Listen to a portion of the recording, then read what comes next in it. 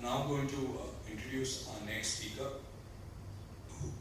Mr. Ashish Kumar Chauhan, MD and CEO of BSE Limited. Ashish is MD and CEO of BSE Limited, which is the largest exchange in the world in terms of number of stocks listed.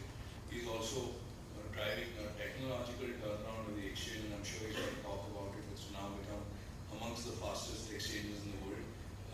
And the BSE and SME exchange will completely, I think, revolutionize the way equity is made available to small businesses in the country. He has won the Distinguished Alumnus Award for the year 2014 from the Indian Institute of Technology, Bombay. He has also been ranked amongst the top 50 chief information officers of the world by several magazines and institutions between 2005 and 2009, including the CIO magazine in the US, Information Week US, etc. One thing that very few people know about him, but I always like to highlight it, is the fact that Ashish was the founding CEO, the first CEO of the Mumbai Indians cricket team.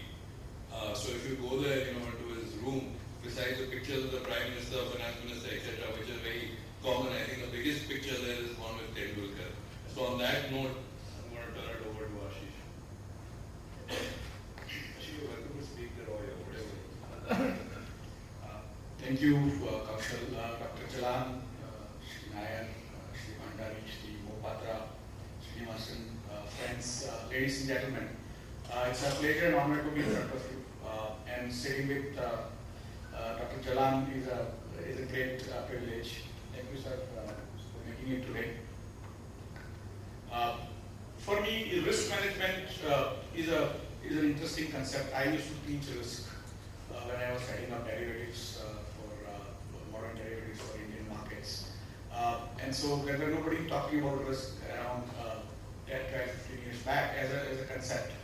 And so I have a lot to talk. I used to run a 40-hour course, so you can imagine how much I can tell you in 10 minutes.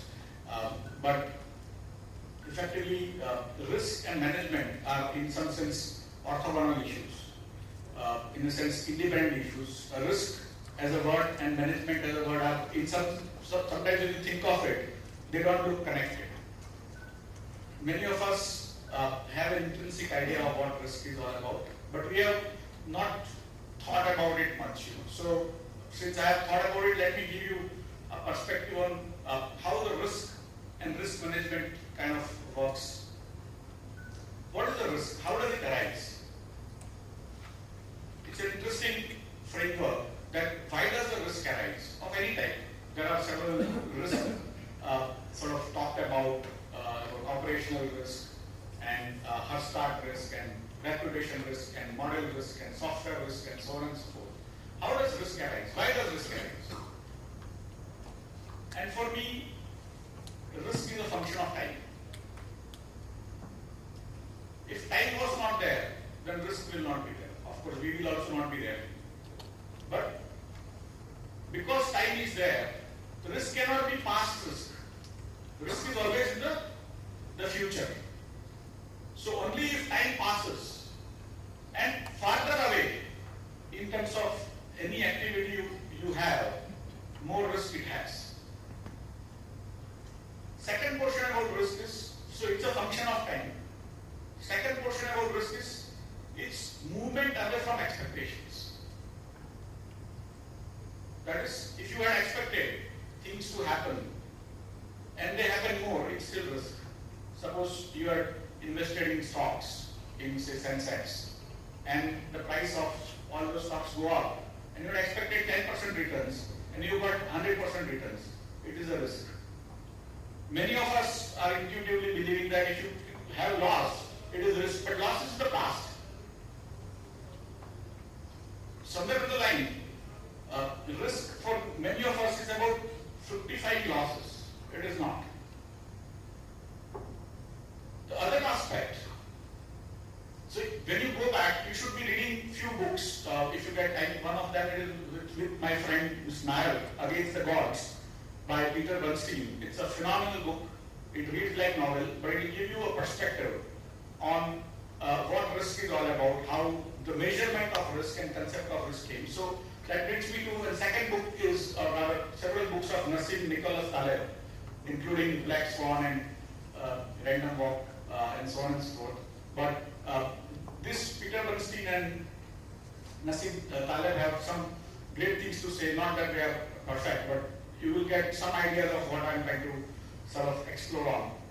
So when you worry about risk, it actually, the word risk in English came out of an Italian word called RISICA. I am not an Italian, so I can't speak, but I think it is, I will pronounce it risicare or something like that. So it is to dare, to go against the gods. Right? When you try to measure risk, manage risk, in some sense, risk was about what is unusual, what is not expected. And that is why it comes out of God, right, in olden societies. And more sciences encroach on the religion, then science is giving more answers, and so God is becoming smaller and smaller. But effectively, the framework of risk is basically coming out of a concept of taking on the destiny. And most of the measurements we think now, or most of the models we think now, have actually come out of gambling. The insurance and the play of dice and so on and so forth. So when you are taught statistics, it's basically giving you all those examples, and you always think in management or statistical schools, saying why somebody is giving me example of dice, which is basically gambling, and we all don't like it. But most of the actions that happened over the last 700 years, in search of renaissance, in search of basically meaning of life, or search of science, even the risk management has actually moved forward. And I will keep it at that. But you have a concept of risk, which is moving away from expectations. If you have expectation of something happening, and it happens sort of away from that. And in mathematics, we call it standard deviation, or volatility, as Kaushal used it. So again, I will not teach you how this thing works, but it's a concept. A risk is something, and many people have talked about it, but you can't manage it if you don't measure it. The risk also needs to be first measured to be able to manage. You may be able to measure, sort of, it may happen that things come in your favor, but it may be by accident. You may become very rich, but it may be by accident, not by design. When you do things by design, that is called management. And for management, the first step is measurement. For example, in this room, temperature is a risk. Imagine 0 degree temperature or minus 50 degree temperature. If it moves away from our expectation of being closer to 15 to 20 degrees, it moves away from expectations to say minus 50, you have a risk, right? And it is possible that the air condition might end up cooling it so much that it actually goes down to minus 50 and all of us freeze. And so if there was no measurement framework for air conditioning in this room, then it would be basically not manageable. And that's why there is a thermostat which actually measures the temperature and then sends more or less air or cool air into the environment in this room. So why I'm giving you this perspective is, you have to have concept of risk and awareness of that concept, and then you need to do measurement. Many times we are not aware, then you are doing management by accident, not by design. So you have concept of risk, moving away from expectations, and then you need to be able to measure. Like you measure temperature, you should be able to measure your risk also. Third aspect of it is that if you are good at managing a particular activity, every part of life is about managing risk. But some areas you are very good at by training, by your knowledge, information, wisdom, whatever. And some things you are not good at. For example, I am a businessman who is manufacturing, say, copper plates. But probably I am not good at managing the interest rate risk or currency risk. The risk of copper plate manufacturing I know very well. But currency management I don't know. What do I do? The risk which I am not good at, I should be able to pass on to somebody. And risk which I am good at becomes my core business, right? So many times if we want to reduce all the risk, then you will not have any business left. For example, if Reliance Capital stops actually giving loan, then they have no risk on loans, right? But then they don't have business either. So what you are good at, managing that risk, you keep with you, and what you don't, you pass on to somebody. And that is basically the modern framework of division of labor.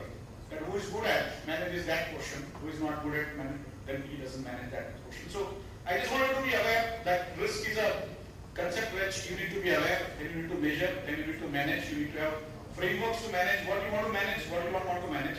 And then in the risk itself, as I think Dick Cheney said, you have known knowns and you have known unknowns and then you have unknown unknowns. And it was made fun of, it is still made fun of most of the time. But unknown unknowns is now what is that risk. Every model, every software you get, every great rating agency, when it does things, there is still a portion which will go move away from expectations. And that is that delta, that is that God, that is still there, which we can't manage. Why you can't manage this? Because time is passing and you can't predict future, and so on and so forth. Right? So that is basically you are trying to predict future by trying to have models that, and in most of these models, we tend to believe that past is a good guide to the future. Because when you measure volatility, what are you measuring?